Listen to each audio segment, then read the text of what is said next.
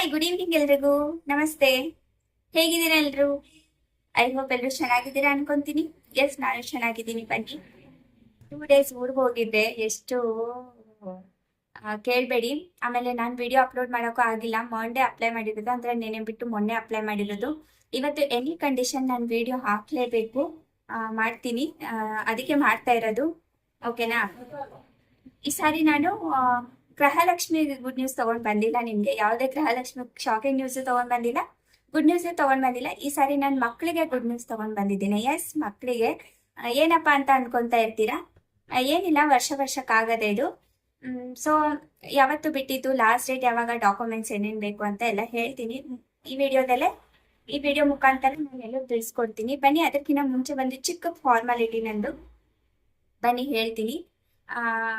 ಇನ್ನು ಯಾರ್ಯಾರು ನನ್ನ ಚಾನಲ್ಗೆ ಸಬ್ಸ್ಕ್ರೈಬ್ ಮಾಡ್ಕೊಂಡಿಲ್ಲ, ಬೆಲ್ಲೈಕನ್ನ ಹಿಟ್ ಮಾಡ್ಕೊಂಡಿಲ್ಲ, ಪ್ಲೀಸ್ ಐ ಹಂಬಲ್ ರಿಕ್ವೆಸ್ಟು ಚಾನಲ್ಗೆ ಸಬ್ಸ್ಕ್ರೈಬ್ ಮಾಡ್ಕೊಂಡು ನೋಡಿ, ಮತ್ತೆ ಬೆಲ್ಲೈಕನ್ನ ಹಿಟ್ ಮಾಡ್ಕೊಳ್ಳಿ. ಯಾಕಂದರೆ ನಾನು ಮಾಡೋ ವಿಡಿಯೋಸು ಅಪ್ಲೋಡ್ ಮಾಡಿದ ತಕ್ಷಣ ಫಸ್ಟ್ ನೋಟಿಫಿಕೇಶನು ನಿಮಗೆ ಬರಬೇಕು, ನೀವುಗಳೇ ನೋಡೋದ್ಬೇಕು ಅನ್ನೋದೇ ನನ್ನ ಆಸೆ ಆಗಿರುತ್ತೆ.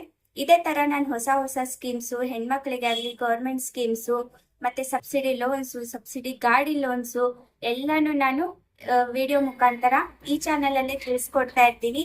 ಸೊ ಹಾಗಾಗಿ please I humble request, subscribe ಮಾಡ್ಕೊಳ್ಳಿ ಮತ್ತೆ ಬೆಲ್ ಐಕನ್ನ ಹಿಟ್ ಮಾಡ್ಕೊಂಡಿರಿ ಅಂತ ಪದೇ ಒತ್ತಿ ಅದಕ್ಕೆ ಹೇಳ್ತಾ ಇರ್ತೀನಿ ನಾನು. ಓಕೆನಾ? ಇಷ್ಟ ಆದರೆ ಲೈಕ್ ಮಾಡಿ, ಇಷ್ಟ ಆಗಿಲ್ಲ ಅಂದರೆ ಡಿಸ್ಲೈಕ್ ಮಾಡಿ, ನೋ ಪ್ರಾಬ್ಲಮ್.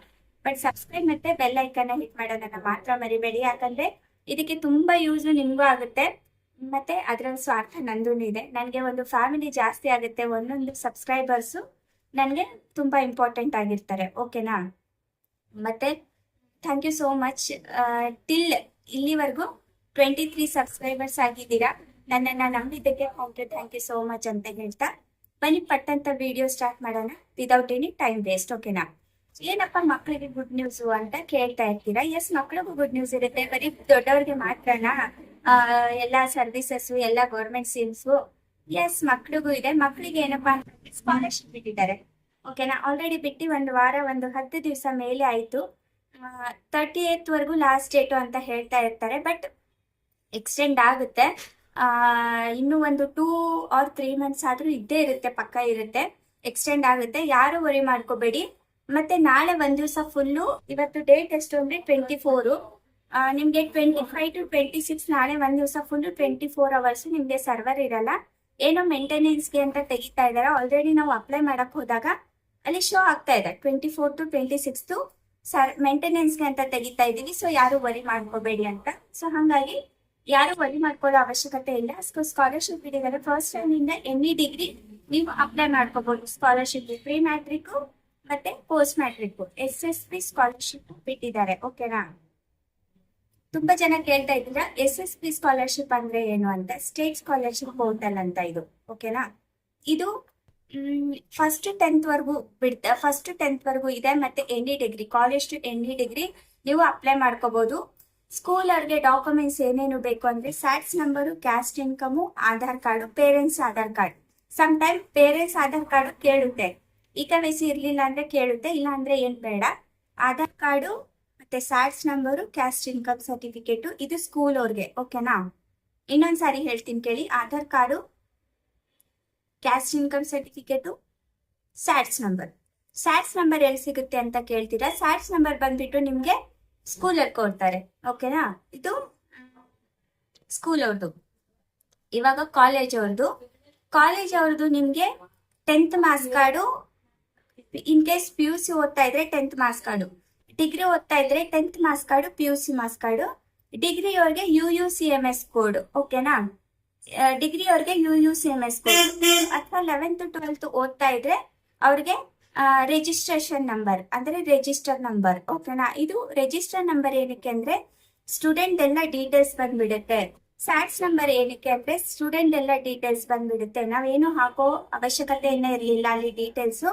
ಸ್ಯಾಟ್ಸ್ ನಂಬರ್ ಹಾಕಿದ ತಕ್ಷಣ ಎಲ್ಲ ಡೀಟೇಲ್ಸು ಅದಾಗದೆ ತಗೊಳುತ್ತೆ. ಅದಕ್ಕೆ ಸ್ಯಾಟ್ಸ್ ನಂಬರು ಮತ್ತೆ ರಿಜಿಸ್ಟರ್ ನಂಬರು ಕಂಪಲ್ಸರಿ ಕೇಳ್ತಾರೆ. ಓಕೆನಾ? ಇದು ಅಪ್ಲೈ ಮಾಡಕ್ಕೆ ನಿಮ್ಗೆ ಕಾಲೇಜ್ ಅವ್ರದ್ದು ನಾನು ಫುಲ್ ಡಾಕ್ಯುಮೆಂಟ್ಸ್ ಹೇಳಿಲ್ಲ ನೋಡಿ. 10th 12th marks card, Aadhaar card, ಮತ್ತೆ caste income certificate, registration number ಅಂದ್ರೆ ರಿಜಿಸ್ಟರ್ ನಂಬರ್ ಇನ್ ಕೇಸ್ ನೀವೇನಾದ್ರೂ ಡಿಗ್ರಿ ಇದ್ರೆ UUCMS ಕೋಡು, ಕಾಲೇಜ್ ಇದ್ರೆ ರಿಜಿಸ್ಟ್ರೇಷನ್ ನಂಬರ್ ಇಷ್ಟಿದ್ರೆ ಎಲ್ಲಿ ಬೇಕಾದ್ರೂ ನೀವು ಎನಿ ಸೈಬರ್ ಝೋನು, ಎನಿ ಸೇವಾ ಕೇಂದ್ರ ನೀವು ಹೋಗಿ ಅಪ್ಲೈ ಮಾಡ್ಕೋಬಹುದು. ಡಿಲೇ ಮಾಡಬೇಡಿ, ಹೋಗಿ. ಕಾಲೇಜ್ ಅವ್ರಿಗೆ 8ರಿಂದ 10,000, SC ST ಅವರು ಇರೋರಿಗೆ 15ರಿಂದ 18,000 ನಿಮ್ಗೆ ಬರುತ್ತೆ. ಓಕೆನಾ? ಮತ್ತೆ ಸ್ಕೂಲ್ ಅವರು ಇರೋರಿಗೆ ಸ್ವಲ್ಪ ಕಮ್ಮಿ ಬರುತ್ತೆ. 1100, SC ST ಅವ್ರಿಗೆ 1200 to 1300 ರುಪೀಸ್ ಬರುತ್ತೆ. ಅದು ತುಂಬಾ ದೊಡ್ಡ ಅಮೌಂಟು. 1,000ಕ್ಕೆ ಎಷ್ಟೋ ಕೆಲಸಗಳು ಮಾಡ್ಕೋಬಹುದು. ನೀವು ಯಾಕೆ ಇಲ್ಲಿಂದ ಕಂಟಿನ್ಯೂ ಮಾಡಿದ್ರೆ ನಿಮ್ಗೆ ಸ್ಕೂಲಿಂದಾನೇ 1,000 ಏನೋ ನಾವು ಹೆಂಗೋ ದುಡಿತೀವಿ, ಹೆಂಗೋ ಮಾಡ್ಬಿಡ್ತೀವಿ. 1,000ಕ್ಕೆ ನಾವು ಹೋಗಿ ಒಂದ್ ದಿವ್ಸಕ್ಕೆ ಕೆಲಸ ಬಿಟ್ಟು ಅಪ್ಲೈ ಮಾಡ್ಬೇಕಂತ ಅನ್ಕೋಬೇಡಿ. ಇವತ್ತು ನೀವು ಈ ಸ್ಕೂಲಿಂದಾನೇ ಸ್ಟಾರ್ಟ್ ಮಾಡಿದ್ರೆ ನಿಮ್ಗೆ ಕಾಲೇಜ್ ಡೇಸ್ ಅಲ್ಲಿ ಈಸಿ ಆಗುತ್ತೆ ಅಪ್ಲೈ ಮಾಡೋದು. ಕಾಲೇಜ್ ಡೇಸ್ ಅಲ್ಲಿ ಫುಲ್ ಎಲ್ಲ ಒಂದೇ ಸಾರಿ ಕ್ರಿಯೇಟ್ ಮಾಡೋ ಬದಲು ನೀವು ಸ್ಕೂಲಿಂದ ಹೋದ್ರೆ ನಿಮ್ಗೆ ಈಸಿಯಾಗಿ ಕಾಲೇಜ್ ಟೈಮಲ್ಲಿ, ಡಿಗ್ರಿ ಟೈಮಲ್ಲಿ ಅಮೌಂಟು ಜಾಸ್ತಿ ಬರುತ್ತೆ ಅಂತಾನೆ ಹೇಳ್ಬೋದು. ಓಕೆನಾ? ಸೊ ಯಾರು ಮಿಸ್ ಮಾಡದೆ ಬೇಗ ಬೇಗ ಹೋಗಿ ನಿಮ್ಮ ಮಕ್ಕಳದ್ದು ಸ್ಕಾಲರ್ಶಿಪ್ ನೀವು ಹೋಗಿ ನಿಮ್ಮ ಹತ್ತಿರದ ಸೈಬರ್ ಸೆಂಟರ್ಗೆ ಹೋಗಿ, ಇಲ್ಲ ಸೇವಾ ಕೇಂದ್ರಕ್ಕೆ ಹೋಗಿ ಅಪ್ಲೈ ಮಾಡ್ಕೊಳ್ಳಿ ಅಂತ ಹೇಳ್ತಾ ಈ ವಿಡಿಯೋನ ನಾನು ಇಲ್ಲಿಗೆ ಎಂಡ್ ಮಾಡ್ತೀನಿ. ಮತ್ತೆ ಹೊಸ ವಿಡಿಯೋ, ಮತ್ತೆ ಹೊಸ ಕಂಟೆಂಟ್ ನೊಂದಿಗೆ ಮತ್ತೆ ಸಿಗ್ತೀನಿ. ಇಂಥದ್ದೇ ನನ್ನ ವಿಡಿಯೋಸು ನಿಮ್ಗೋಸ್ಕರ ತರ್ತಾ ಇರ್ತೀನಿ. ಪ್ಲೀಸ್ ಸಬ್ಸ್ಕ್ರೈಬ್ ಮಾಡ್ಕೊಳ್ಳಿ, ಮತ್ತೆ ಬೆಲ್ ಐಕನ್ನ ಹಿಟ್ ಮಾಡ್ಕೊಳ್ಳಿ ಅಂತ ಹೇಳ್ತಾ ಈ ವಿಡಿಯೋನ ಇಲ್ಲಿಗೆ ಎಂಡ್ ಮಾಡ್ತೀನಿ.